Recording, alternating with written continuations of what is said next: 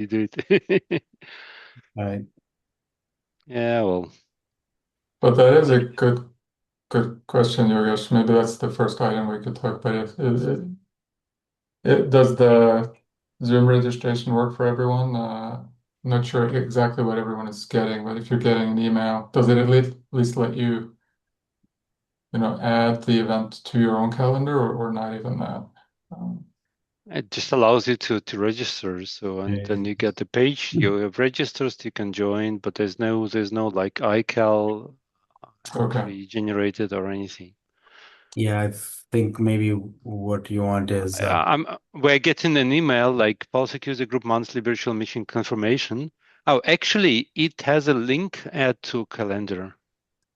it does. Yes, it does. You have to Okay, click it. It will get you an ACS file, I believe, right? So it has a link, but it doesn't have the attachment. So you need to okay, click it. So I think it's probably as good as it gets okay. with Zoom. That's good. Speaking of that, could we talk about the date for the next meeting? And we have a tentative speaker, it sounds like. So nominally, it I would be, let's say July 3rd. That should be July 3rd, right? And I would be very keen to ask again whether Martin would be able to do that. Mhm. Yeah, July 3rd works for me. So, So I should be in there. Let me double check, but I believe I'm in, and it's not a day off. Germany will change. okay, good. So July 3rd will be Yeah, the next one. So I'll add that to the So, which date is this? it's Friday, July. July 3rd. John, I don't know, 4th of July is a holiday, so most likely 3rd of July is a holiday. Oh, really? It is How does it work? technically, it's a day off Is here, it day off? Okay. but 4th is Saturday, so most likely 3rd will be the. I don't know if some places they will keep the 3rd, some places will not. I just don't know. Oh, yeah, I did notice that. I mean, we can shift it to the 10th. 10th is still possible for me. Should be it's my son's graduation day. Maybe I don't know. Hmm. It does work for me.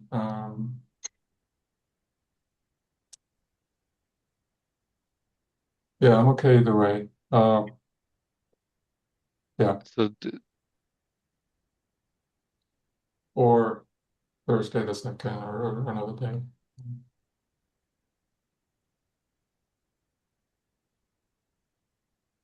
hmm. I mean that's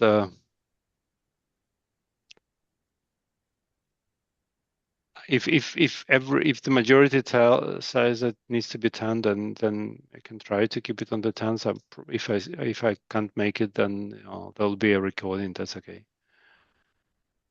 Okay, maybe we can. Right, because if the third is the day off in many places in the US, probably we'll be missing a lot of attendees. Right. Yeah. Well, yeah, we could do 10th or the week after 17th. I mean, Well, then it will be yeah, I golden know it's conference for getting many, pushed. right? I know. Or is the even having a second meeting this month, is that too much? Like, as in how eager we are to keep doing this frequently. But Well, I think once a month is actually we typically have enough people and enough topics, so that's at least my feeling. yeah, But on the other hand, if it's really so challenging to find a date, we can shift it to the August, whereas August will be difficult because August is a school break in many countries. So yeah. Would July 10, maybe an hour earlier, would that be helpful? Like July 10, 9 a.m. Eastern instead of 10 a.m., for example? it increases likelihood for me that it may work. It does. Uh, 10 a.m. Eastern is already sort of favoring maybe the US a little bit too much because you guys are, it's late Yeah, in the because week. Yeah. So that's another option is July 10, 9 a.m. well, but you have also not Eastern. The West Coast will actually suffer, right? So that's West Coast suffers. Yeah, yeah. so. Good I point. think it's hard. Good point. Good point. Yep. I guess you can make a decision, John, and then send it out. Maybe we All right. can, start the meeting. Okay. Probably July 10 then. But yeah. Okay.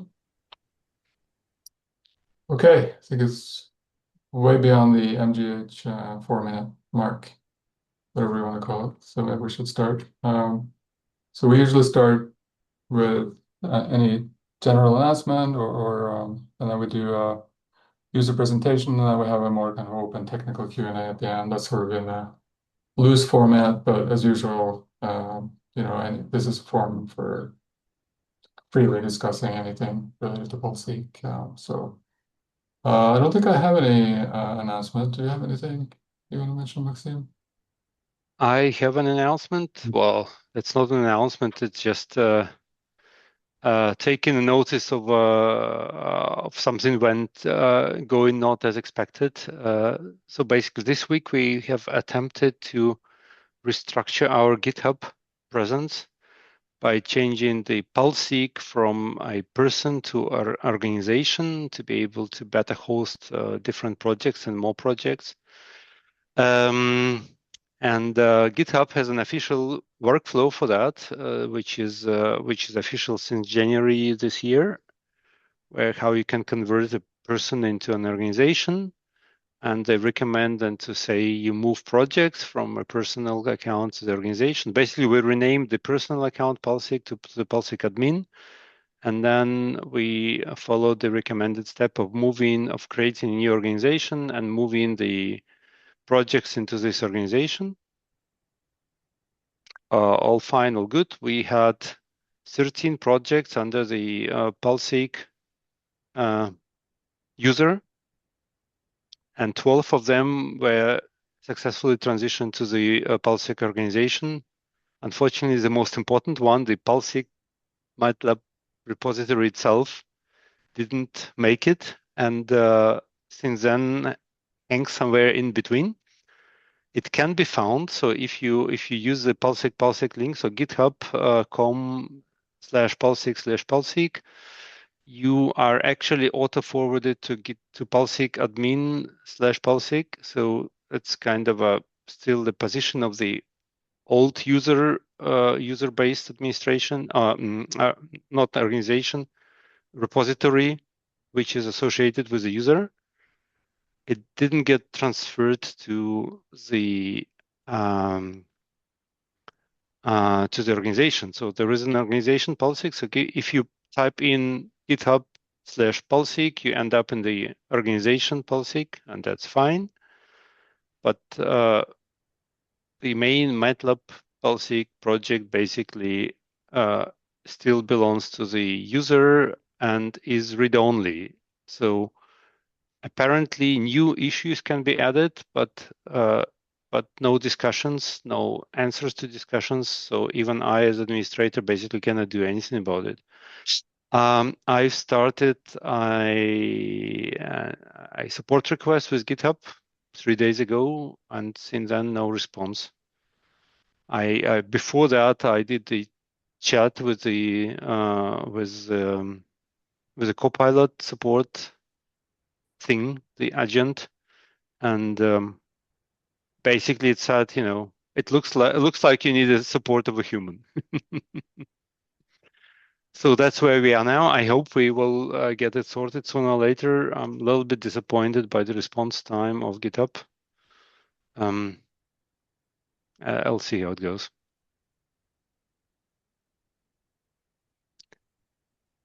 Okay. We'll hope it works out. Well, looks like there are some limitations. Basically, if the project has more than 100 forks, it might get locked. And Pulseq indeed has more than 100 forks. So, but again, that should be something that GitHub should be able to resolve while somebody looks at it. once somebody looks at it.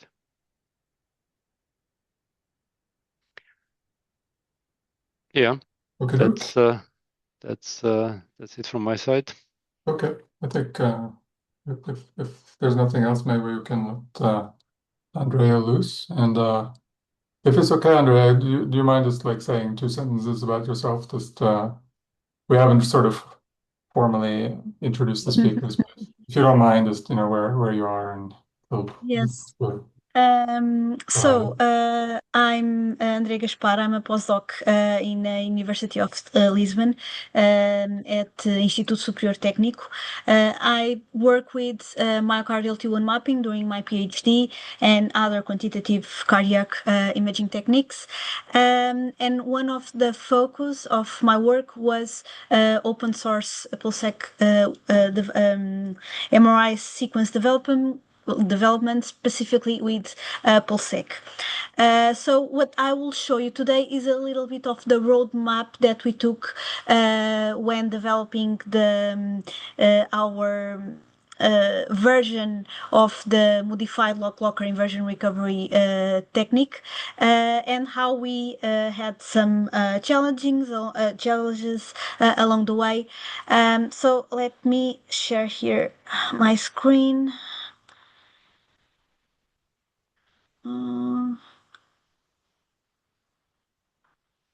Okay. Can you see the? Well, we Okay. see the speaker view actually, so you should probably Okay. see that you share the other one. Yeah, yeah.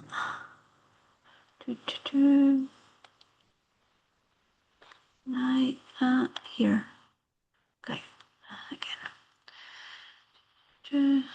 Maybe in here, and if I do like this, you are able to see Yes.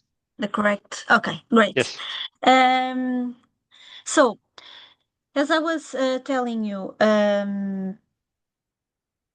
the work that I have been developing and also in our lab, it's a lot of quantitative mapping with Pulseq. I work mainly in the myocardial T1 mapping. I had a colleague of mine that also finished his PhD working, for example, in knee T2 mapping. And our goal is mainly to try and, oh, this is not. Okay. It's mainly to try and apply the same sequence in different environments in order to have a quantitative measure that is the less dependent on the measurement possible, so we are able to do exactly the same technique in different contexts. So if there is a difference, it's not related with that, but other factors that can have an impact regarding the subject or regarding the field strength, but not the method that we are applying. And with Pulseq, as you all know and probably are also already converted to, is a great tool to try and do this. So we focus on the T1 mapping of the myocardial, which has some challenges, mainly the fact that the heart is moving, so we have to account for a trigger to acquire the data, motion that also has to be accounted in the reconstruction or in the acquisition. The default method to measure this is the modified lock-locker inversion recovery, which is also called MOLI, that is available in different vendors.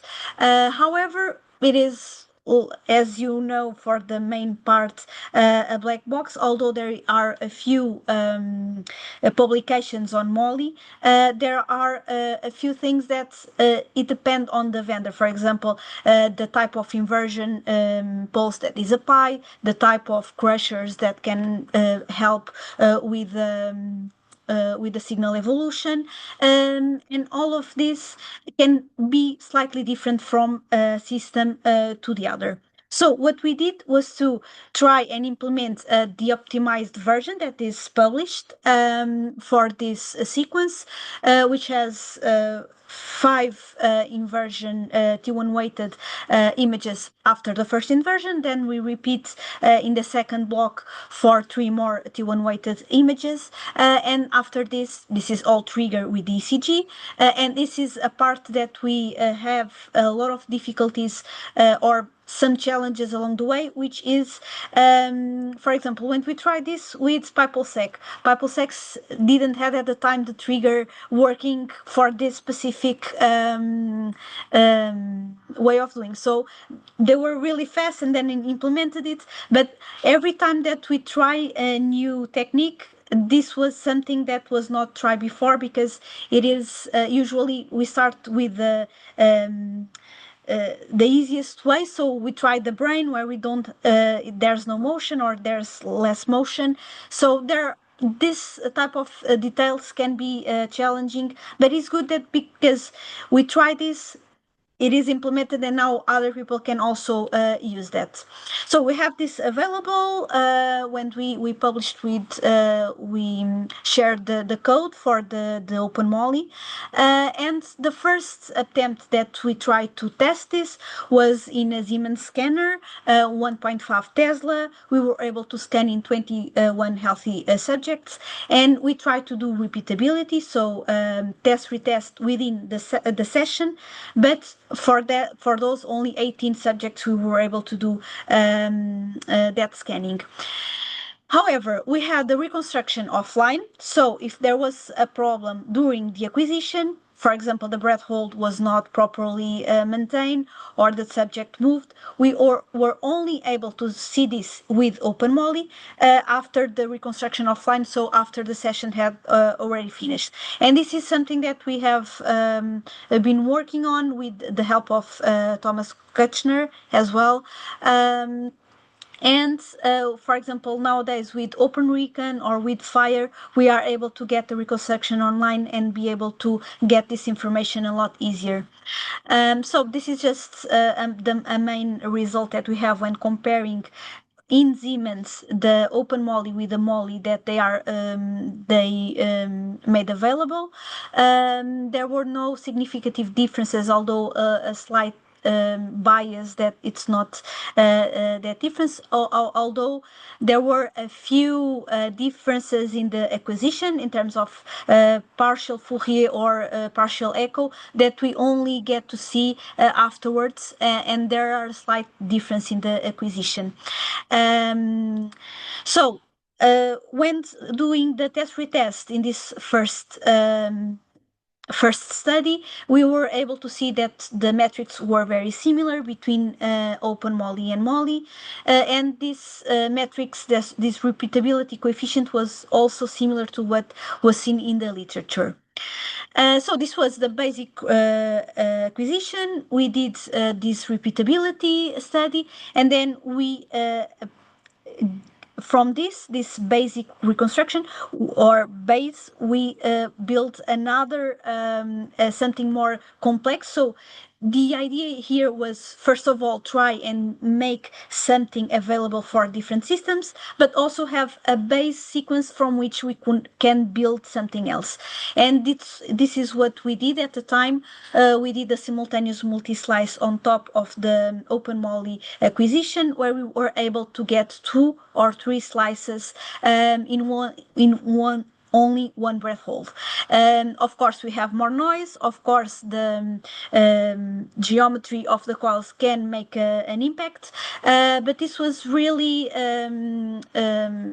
really exciting that we were able to do something as complicated as this in a relatively easy way, because we didn't have to learn how the code for IDEA worked or how the specific poles. So we were able to just get in MATLAB, do this, and then test in the scanner and test in vivo. So this was a really exciting part of the project. So, but this was one of the tests that we did, but we wanted to replicate the open moly in different systems and in different scanners.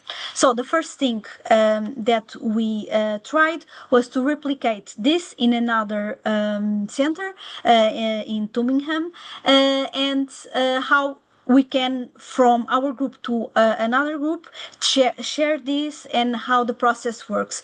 So one of the things was that Pulseq was already installed in their scanner, so this was great. We have the hardware limits for their scanner was better than the one that we were using, so we didn't have to change anything on that part, and we just simulated in their virtual machine and applied in their scanner.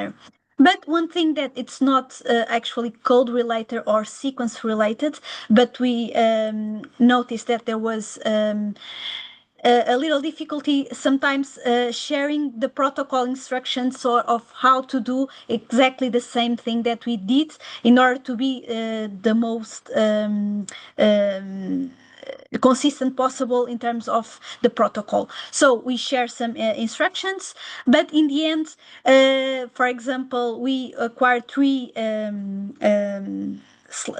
slices, one base, middle, and apex of the heart. And for example, their protocol was more acquiring different slices but in the same position, so we have a repeatability of that information. So there are a few things that were slightly different, and the position of that middle slice was also a little different from ours. But in the end, after a few iterations, we were able to get a study with 15 healthy subjects, and from those 14 we were able to do test retest, and this was also a work that we presented for the reproducibility challenge in 2025. So this is just one example. This is the original study at 1.5 Tesla. This is at 3 Tesla. Here we have the phase sensitive T1 weighted, and here it's the usual T1 weighted image. But we can see that we were able to get something similar from the open moly, the moly that they have available in their scanner as well. So in terms of values for the T1, they were also not significantly different. And in terms of test retest within the session, of course, because with in 3 Tesla system we have more noise, more signal, we were able to reduce the repeatability coefficient, but they are also similar between moly and open moly. So the next step was, so we tested in different systems within Siemens. Let's try and make this work in a GE system. So we used a TOPI interpreter at the beginning. It was also already installed in the scanner that we had collaborated with in Sheffield. But in this case, we had to change more things in the sequence. So we had to change the hardware limits. The raster times were also different from the Siemens ones that we were using. We had to add segments for the correct interpretation of the sequence, and the trigger as well. That it's slightly different the way that we applied this in this system. After doing all of this, although the sequence was running, we still had some difficulties angulating the planning, and for this specific combination of interpreter and scanner, we were not able to get the correct angulation. But before that, just to show you here, we had to add a trigger. We had to define different segments. For example, with our implementation for Siemens, we had a block that finished here in the readout at the end of the readout, so we could be slightly faster, but with this we have to, within the segment, to be able to in the end of the block to get to 0. So we had to make all these little changes in order to be able to run. So in this specific example of this combination of interpreter and scanner, I have here the example that we tested at the time. So here is the Molly sequence. Here the T1 waited for the open Molly. As you can see, we were not able to get the correct angulation. So it's in the right position, but we only were able to get this plan. So what we did, we try a different interpreter in a different scanner. And with this, we were able to get the right position and the right angulation.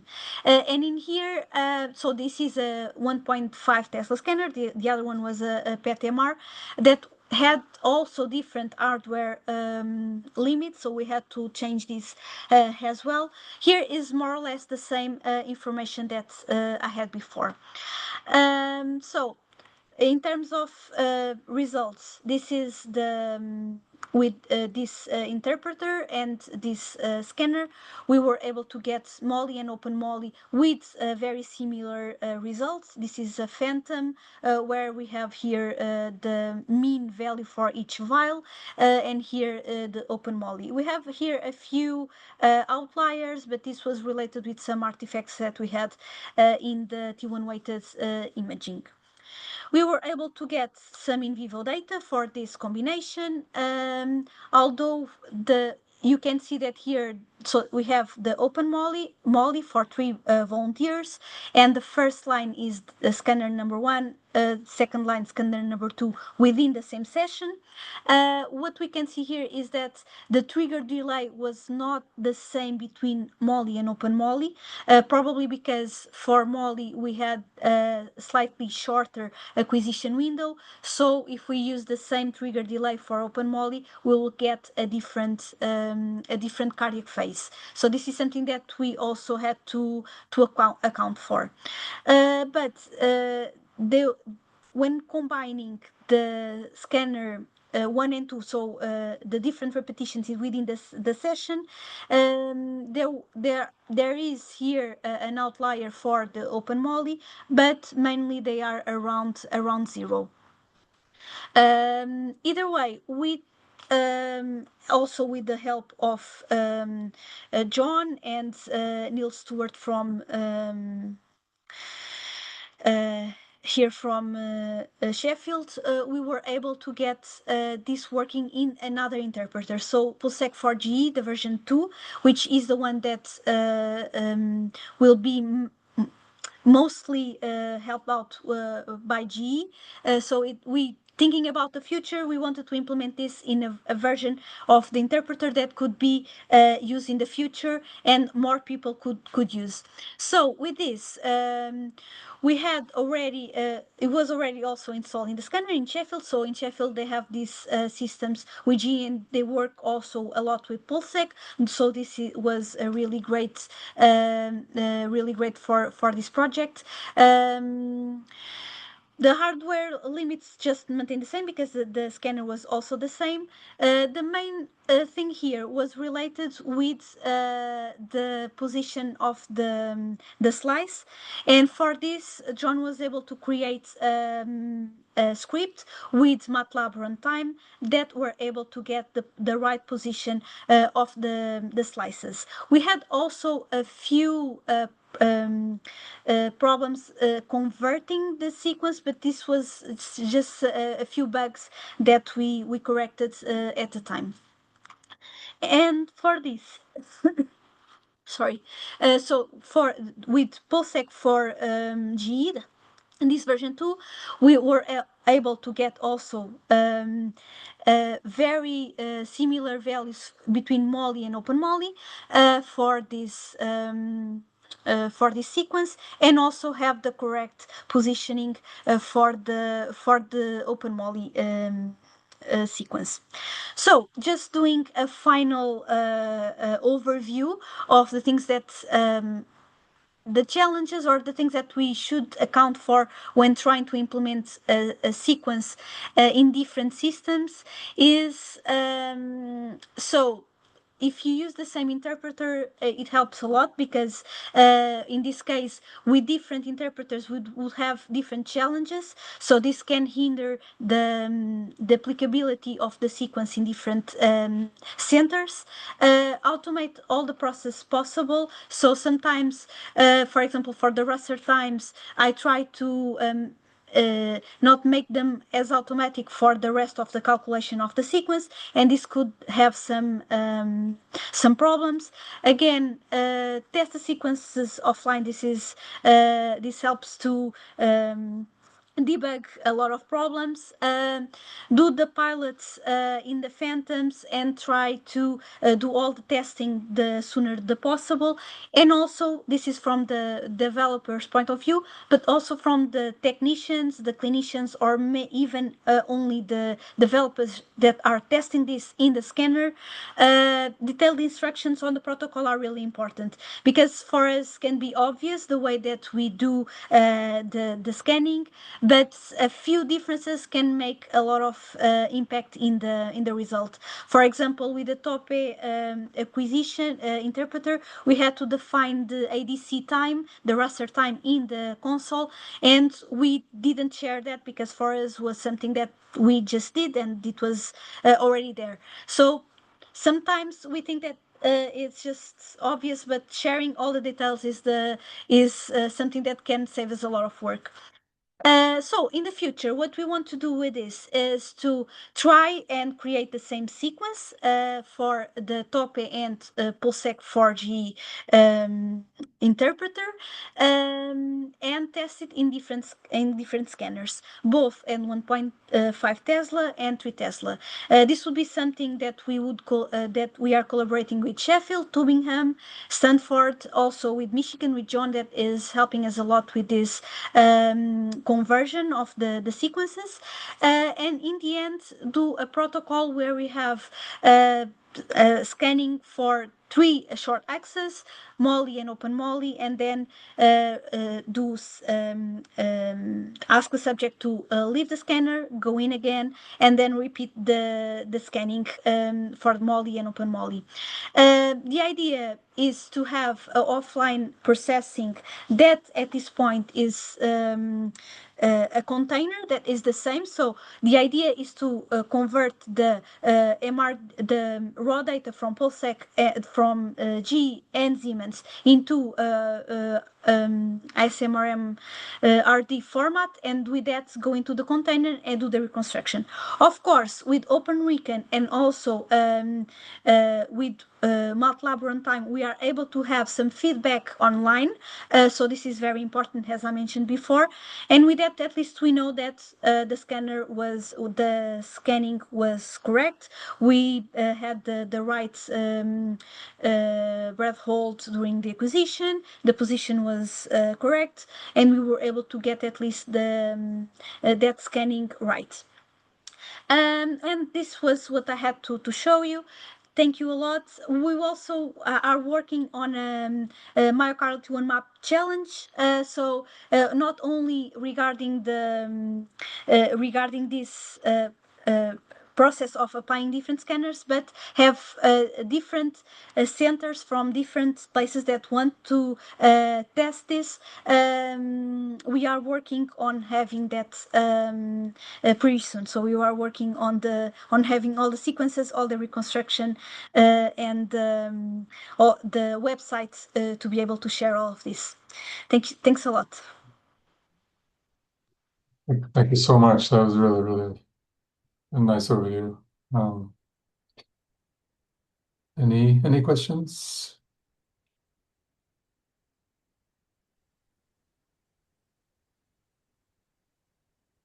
I can start off with a couple of minor questions. I think on slide 6 or so, you said that there was a small bias between open Molly and Molly on the Siemens system, or maybe it was slide 7.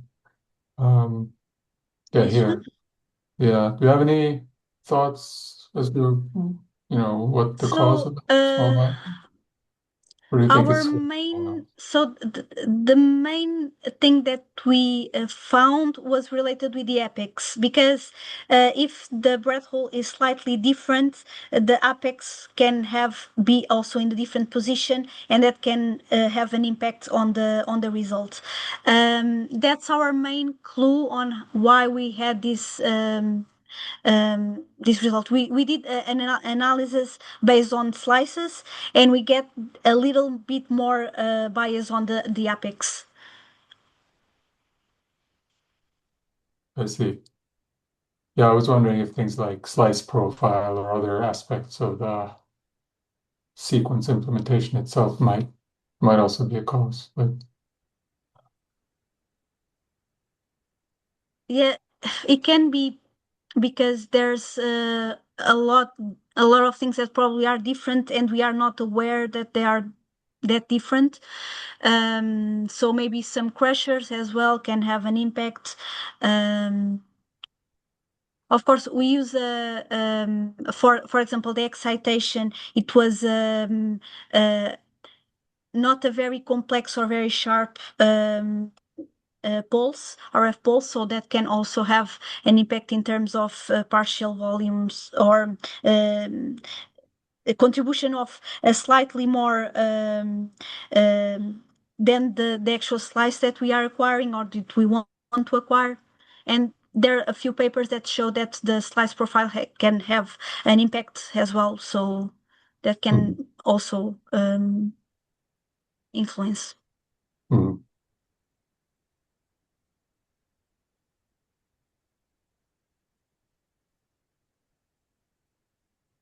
All right, maybe I'll ask my second question. This is not a Pulseq question, it's kind of orthogonal to what you're talking about, but in general, there's some work showing that MT effects can bias, T1 measurements or T1 observations. And is the sort of field going to more complex models that account for MT, or is it? I realize your main interest is probably just to reproduce that particular method, but in a broader sense, is that quantitative T1 mapping field kind of moving in that direction, or where are things standing? Yes, there are a few studies trying to understand how different methods can have or how in different methods MT can have a different impact, and if that can change the precision or accuracy of different methods, not only because of fibrosis or difference in the tissue that change T1, but also related with the environment where it is. So I think with the smarter reconstructions that account for the exact model of the sequence with DPG, or with a different kind of physics-based approach, that can as well be something that we account, and then doesn't influence that much the measurement. So I think there is with the physics based reconstruction, I can see that can go that way as well. Yeah, it might be an opportunity, just given the same data to model it differently. Yeah. For example, for when there are other factors that can impact, for example, Molly has B0, T2, a lot of different parameters that can influence the result, although we are more interested in the reproducibility and applying the same methods and having the same result. But we know that there are other parameters that can also impact, and with those kind of reconstructions, we can reduce the impact of that of those parameters. Yeah, absolutely. Francesco is very patiently sitting, waiting with a hand up. So sorry to interrupt your discussion, guys. I missed that. Sorry, Francisco. No worries. Thanks. Hi, Andrea. Hello. Nice to see you. Can you go a little bit more in detail in the simultaneous multi-slice acquisition? Did you implement? So, what pulse did you implement? Did you have a caipirinha phase cycling scheme or not? So here we use three parts. So we use a verse pulse with the work that a student from Shan developed. I don't know, Rita, if you remember the name, because Sami sometimes Amoseada. Sami, exactly.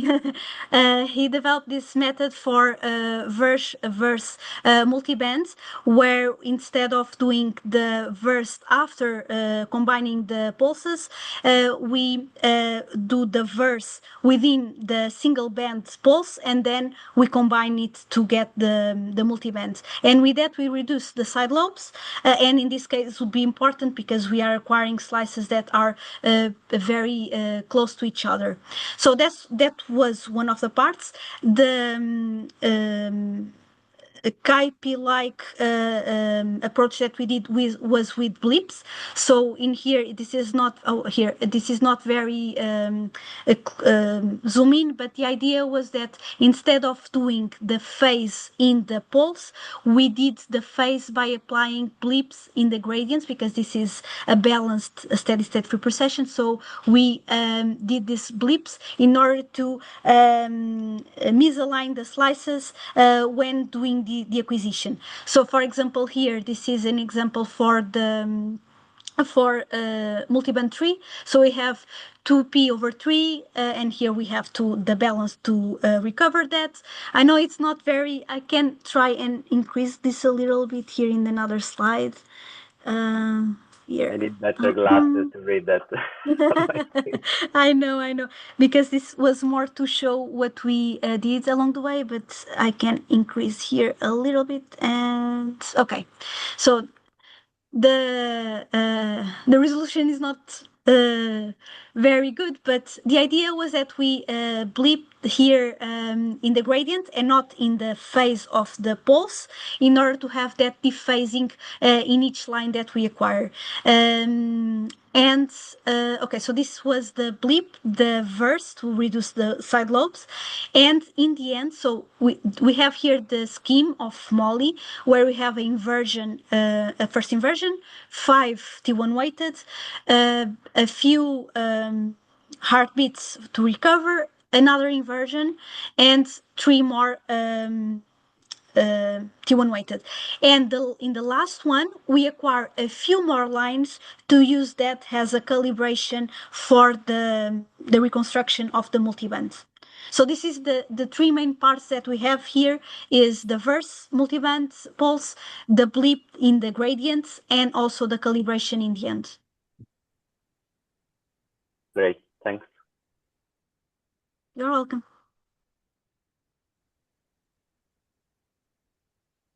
I have a little comment, not a question, but you know, if you're working on a quantitative reproducibility, you have to be very attentive to these points. As far as I know, Siemens have never built a 3.0 scanner. So what they do is 3.89, so 2.89 Tesla. So it's okay to say 3 Tesla, 3T, but don't say 3.0, because this is quantitatively wrong. The 0 is not true. Yeah. So just a small comment. Unfortunately, even within Siemens, if you do like a protocol printout, if you print out a PDF of the protocol, from the scanner, it's actually writes 3.0 Sigma X, but you know, Sigma X was never 3.0. So you know, it's a little bit of a misconception. But then again, it's not a measurement instrument, so it's okay. Well, but I mean, you as a physicist, you're giving a decimal point, which is supposed to be trustable. The one thing that really gets me when people quote volumes with millimeters instead of millimeters cubed.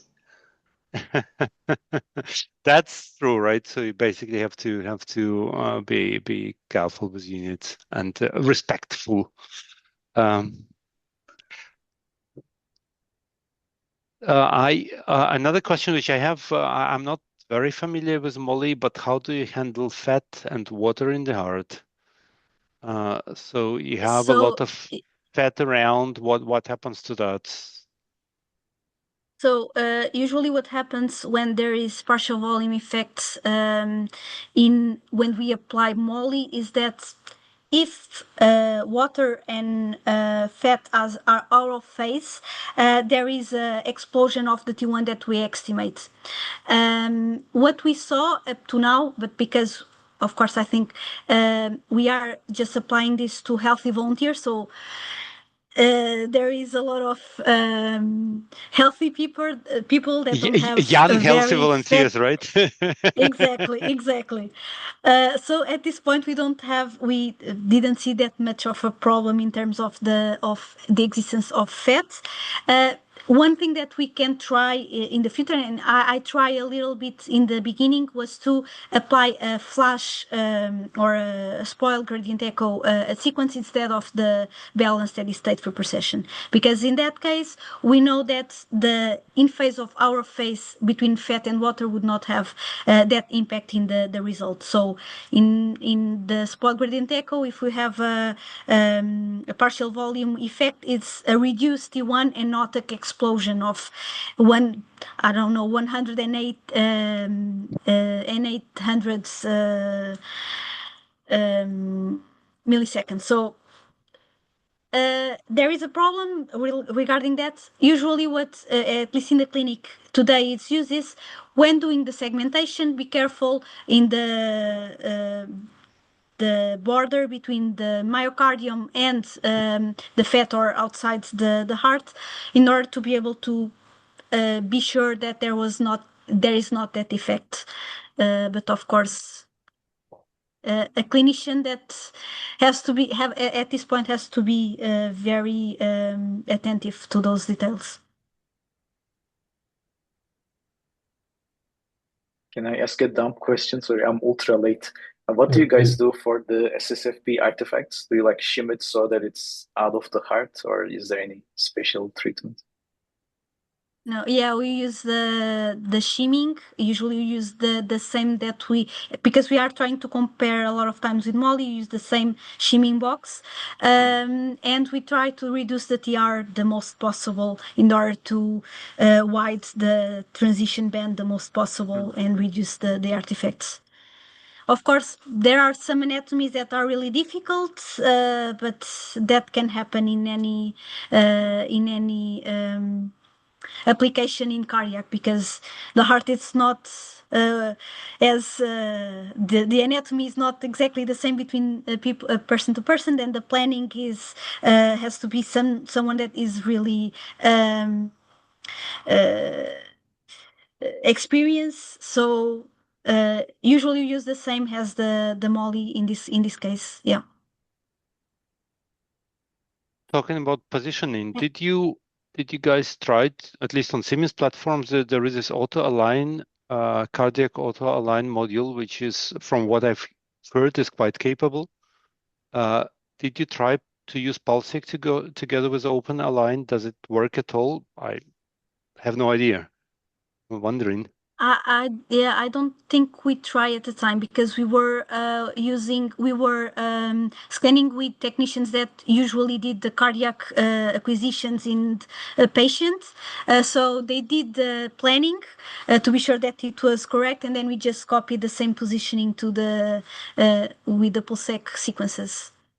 I think they did use the dot so that there is this tool that enables to do some anatomical corrections, but to do the cardiac planning, that was already a Siemens tool, but maybe not the latest what was available then. Yeah.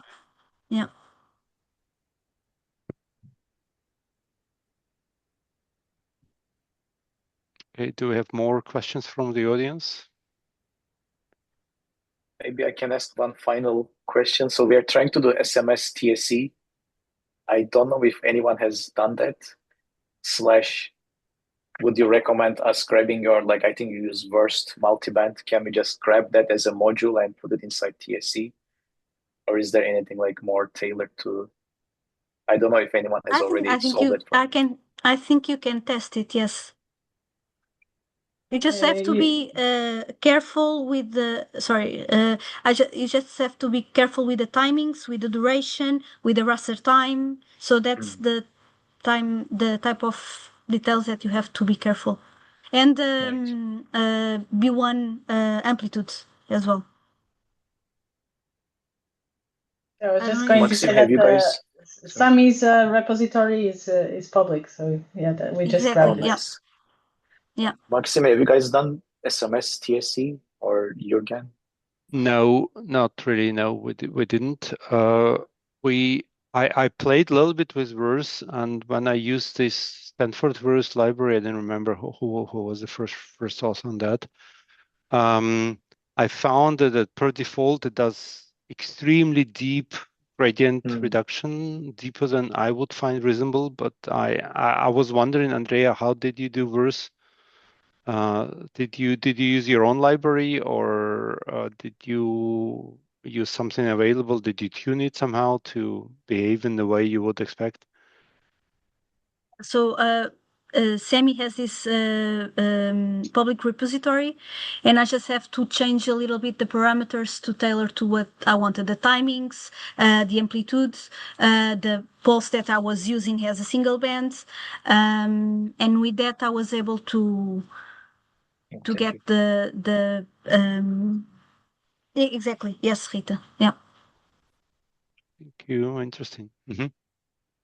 Okay, but you mostly used it as is or with small modifications, right? Exactly. Yeah.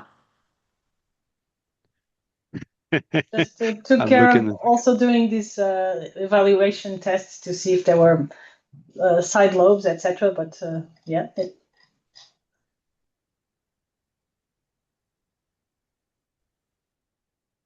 Great. So, any more questions or any other general questions? We're sort of into the little Q&A part. We have a few minutes. Any burning questions?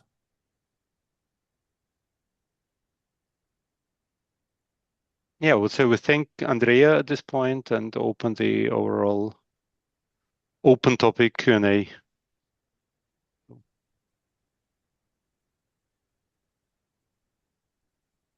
need to say thank you, Andrea. How do I do it like that? Yeah. There you go.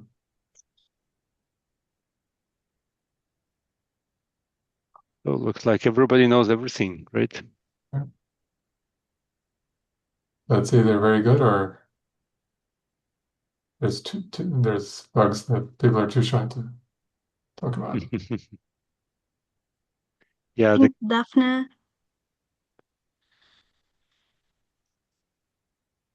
Huh. Okay, looks like everybody's happy. Okay. I would say in which case. So what do we do with the next meeting? It's 10th of July Yeah, now. I think Or July you're 10th. still thinking? July 10th is Okay. good.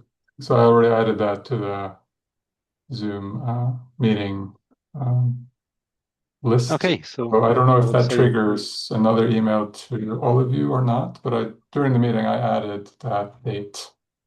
So no, it didn't. I didn't get the automatic okay. email. So But maybe don't forget to send out a reminder. Yeah. And be with us next time. I will. I can also send the system can send out send out the whatever it is, the registration or the invite email again. That's just what Zoom can send, but I just have to trigger it. So I'll send that. And in addition, I'll send out the specific announcement with the speaker for next time. So see you July 10, and feel free to invite anyone that you think might be interested. Okay. Bye, guys. Have a nice weekend. Take care. Everyone, Bye. thanks again. Thank you. Bye-bye. Thank you.